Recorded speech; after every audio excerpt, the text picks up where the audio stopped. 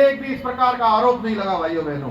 लेकिन आज हरियाणा की जनता जानती है, अगर कांग्रेस गलती से यहाँ आ गई तो प्रदेश के अंदर फिर वही कट, कमीशन और करप्शन फिर से शुरू हो जाएगा। भाइयों बहनों, हरियाणा के साथ ही अभी जम्मू कश्मीर का भी चुनाव हो रहा है। आज वहां चुनाव प्रचार का अंतिम दिन है और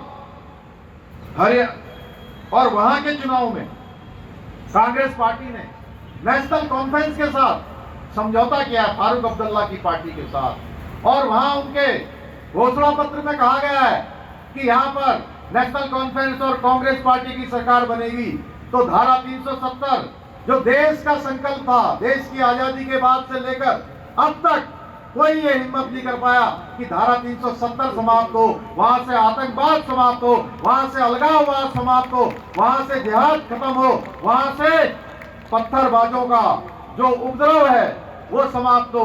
ये हिम्मत किसी ने करी तो भारत मां के लाल हमारे प्रधानमंत्री नरेंद्र मोदी जी ने करी भाइयों बहनों। और ये कांग्रेस पार्टी कहती है, नेशनल कॉन्फ्रेंस कहती है कि हम धारा 370 को फिर से लागू कर देंगे। ये हमारे सैनिकों को फिर से जो है उन आतंकवादियों और अलगाववादियों के सामने शहीद होने के लिए, उनका बलिदान होने के लिए ये इस प्रकार के फैसले ले लेंगे। भाइयों बहनों, इनको हमारे सैनिकों की भी कोई चिंता नहीं है, उनकी जान की भी कोई परवाह नहीं है। मैं देवभूमि उत्तराखंड से हूँ और देवभूमि उत्तराखंड हो या हमारे वीर भूमि हरियाणा हो, यहाँ के नौजवान, यहाँ क्या है, यहाँ के जवान, यहाँ के रणबांकुरे बड़ी संख्या में मां भारती की रक्षा के लिए भारत की सीमाओं में और भारत की सेना में जाकर अपनी सेवा देते हैं। इनको उनकी भी परवाह नहीं है। ये वोटों के लिए किसी से भी समझौता कर लेते हैं भाइयों बहनों। इनको शर्म आनी चाहिए। ये ऐसे लालची, मौकाप्रस्त, भ्रष्टाचारी और परिवारवादी पार्टियां ये हरियाणा को भी ये पूरी तरह से इसी दलदल में झोंक देना चाहती हैं। इसलिए अब समय आ गया है इन पार्टियों को हरियाणा से, फरीदाबाद से पूरी तरह से आप सब वोट की चोट से पूरी तरह समाप्त कर दें। भाइयों बहनों, मैं आप सबसे कहने आया हूं। भाइयों बहनों, आज सत्ता के लालच में कांग्रेस तरह तरह के वायदे कर रही है, लेकिन इन वायदों को पूरा करने की न तो इनकी नीयत है, न ही इनके पास कोई नीति है। सच्चाई तो यह है, जहां भी कांग्रेस की सरकार है, जहां भी जनता ने उनको सरकार में आने का मौका दिया, उस राज्य के सरकारी खजाने को इन्होंने पूरी तरह से कंगाल कर दिया। भाइयों बहनों, वहां के लोगों को कर्ज के बोझ में दबा दिया। आपके और हमारे बगल में हिमाचल प्रदेश है, यहां पर जब चुनाव हो रहा था, चुनाव के बीच में ये बड़ी बड़ी बातें करके, बड़े बड़े वायदे करके वहां सरकार में आए, कहने लगे हम लाखों लोगों को नौकरियां देंगे। लाखों लोगों को नौकरियां देने की बात तो बहुत दूर की बात है भाइयों बहनों। नौकरियां तो दे नहीं पाए, जो नौकरियों में कर्मचारी काम कर रहे हैं उनको तनख्वाह भी नहीं दे पा रहे हैं भाइयों बहनों। उनकी मासिक जो सैलरी होती है वो भी नहीं दे पा रहे। आज कांग्रेस के लोग हरियाणा में एमएसपी लागू करने का खोखला वायदा कर रहे हैं, जबकि हरियाणा की भाजपा सरकार ने पहले ही 24 फसलों पर एमएसपी लागू करने का संकल्प ले लिया है भाइयों बहनों, उसको आगे बढ़ाने का संकल्प ले लिया है। इसलिए मैं आप सबसे कहने आया हूं कि इनके किसी बहकावे में नहीं आना है और भाजपा के कमल को ही अपना वोट देना है। सब कुछ जाना भूल, याद रखना हमारे गणेश अतलखा जी का कमल का फूल।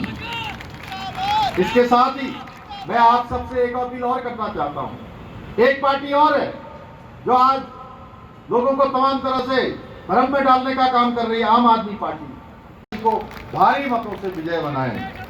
आप सभी भली भांति जानते हैं, आदरणीय प्रधानमंत्री मोदी जी के मार्गदर्शन में हरियाणा की डबल इंजन की सरकार ने अनेक कीर्तिमान विकास के क्षेत्र में स्थापित किए हैं, समाज के क्षेत्र में शिखर पर आगे बढ़ रहा है।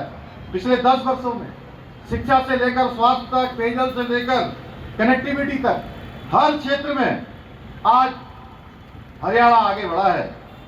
राज्य की डबल इंजन की सरकार ने अनेक काम किए हैं, मैं उसमें बहुत विस्तार में नहीं जाना चाहूंगा। चाहे हम कुंडली मानसर पलवल एक्सप्रेस और 40 राष्ट्रीय राजमार्गों का निर्माण करने के साथ साथ हरियाणा सरकार, हरियाणा प्रदेश का जो रेलवे का बजट मात्र 300 करोड़ रुपए हुआ करता था, उस 300 करोड़ के बजट को 3000 करने का काम किसी ने किया है तो हरियाणा की डबल इंजन की सरकार ने किया है। आपके क्षेत्र में भी 1530 करोड़ रुपए की लागत से पूर्वी फरीदाबाद को पश्चिमी फरीदाबाद से जोड़ने वाली 2 परियोजनाओं को मंजूरी दी गई है। 262 करोड़ की लागत से फरीदाबाद रेलवे स्टेशन का पुनर्विकास किया जा रहा है। बड़खल में अनेक सड़कों के काम किए जा रहे हैं। स्वास्थ्य के क्षेत्र की बात करें तो हरियाणा में 1 करोड़ 19 लाख लोगों को आयुष्मान चिरायु कार्ड बने हैं। झज्जर में कैंसर संस्थान बना है। मेडिकल कॉलेजों को 9 मेडिकल कॉलेजों की स्थापना हरियाणा के अंदर डबल इंजन की 10 वर्ष की सरकार में किया गया है। इसके साथ साथ आपके फरीदाबाद को भी नए मेडिकल कॉलेज की सौगात मिली है। और ये सब विकास के आंकड़े ये झूठे नहीं है भाइयों बहनों, ये आंकड़े वो हैं जो हरियाणा को विकास के मार्ग पर आगे ले जाने का काम कर रहे हैं। 100% घरों में स्वच्छ जल पहुंचाने का काम किया गया है। 24 लाख गरीब परिवारों को मुफ्त कनेक्शन देने के साथ ही 50 लाख परिवारों को 500 रुपए में गैस का सिलेंडर दिया जा रहा है। इसके साथ साथ किसानों के लिए भी अनेक काम किए हैं। प्रधानमंत्री जी ने जन धन योजना, प्रधानमंत्री आवास योजना, गरीब कल्याण अन्न योजना, किसान सम्मान निधि समेत अनेक योजनाएं जो प्रदेश के जनजीवन को बेहतर बना रही हैं। भाइयों बहनों, इसी हरियाणा से हमारे प्रधानमंत्री मोदी जी ने बेटी बचाओ बेटी पढ़ाओ योजना लागू की थी और राज्य सरकार जो यहाँ की डबल इंजन की सरकार ने उनके प्रयासों से पहली बार हरियाणा में जो लिंगानुपात है, जो रेशियो है, वो एक रिकॉर्ड रेशियो की तरफ पहुंच गया है। जो बहुत नीचे होता था वो आज 900 पर पहुंच गया है। भाइयों बहनों, आदरणीय प्रधानमंत्री मोदी जी के मार्गदर्शन में और हमारे युवा मुख्यमंत्री नायब सिंह सैनी जी के नेतृत्व में हरियाणा विकास के शीर्ष पर आगे बढ़ रहा है। तो वहीं एक दूसरी ओर कांग्रेस पार्टी है, उनके समर्थक दल इंडी गठबंधन है, वो सारे के सारे फिर से हरियाणा में भ्रष्टाचार, जातिवाद, परिवारवाद और जो 2014 से पहले एक बड़ा दलदल हरियाणा का था, उसी दलदल में फिर से हरियाणा को धकेलना चाहते हैं। ये वही कांग्रेस है जिसके राज में आप सबको याद होगा सरकारी नौकरियों में पर्ची और खर्ची का सिस्टम चलता था भाइयों बहनों, जिसके कारण से हमारे अनेक युवा नौजवान भाई बहन, हमारे गरीब माता पिता के बेटे बेटियां जो योग्य होते थे, जिनके अंदर प्रतिभा होती थी, क्षमता होती थी, लेकिन उनका नंबर चयन में इसलिए नहीं आ पाता था कि वो पर्ची और खर्ची के सिस्टम में पिछड़ जाते थे और ऐसे प्रतिभावान छात्रों का हक मारा जाता था। उनके साथ अन्याय होता था भाइयों बहनों, खुलेआम भ्रष्टाचार होता था, घूसखोरी होती थी, दलाली का खेल होता था।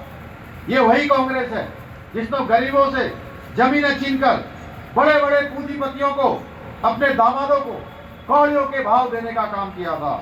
ये वही कांग्रेस है जिसके राज में महिलाओं और दलितों पर अत्याचार चरम पर था और इनकी FIR तक नहीं लिखी जाती थी। ये वही कांग्रेस है जिसके समय में अराजकता, परिवारवाद, क्षेत्रवाद, पक्षवाद, गुंडागर्दी बढ़ावा देने का काम किया जाता था। भाजपा की सरकार आने के बाद पर्ची और खर्ची का सिस्टम बंद हो गया, भ्रष्टाचारियों को जेल भेजा गया और इन 10 सालों में 1.5 लाख युवा नौजवानों को बिना पर्ची और खर्ची के नौकरी दी गई। भाइयों बहनों, जब लोग पूछते हैं कि हरियाणा के अंदर क्या परिवर्तन हुआ, तो मैं बताना चाहता हूं, मैं देवभूमि उत्तराखंड से आता है कि हरियाणा के अंदर ये परिवर्तन हुआ है, ये पारदर्शिता लाई गई है और ईमानदारी, मैं डंके की चोट पर कह सकता हूं कि ईमानदारी के साथ देश दुनिया की हर खबर सबसे पहले देखने के लिए फॉलो करें Dainik Savera TV, YouTube, Facebook, Instagram, X और व्हाट्सएप चैनल पर।